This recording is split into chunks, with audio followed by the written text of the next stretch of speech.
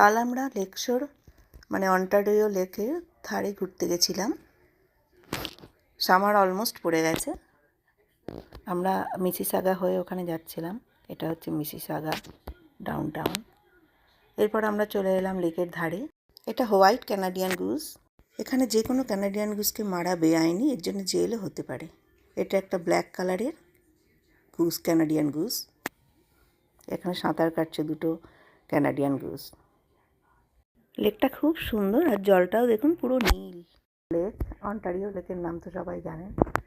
লেকের ধারে একজন আবার গিটার বাজিয়ে গান গাইছে। ওনাকে $5 দিলাম।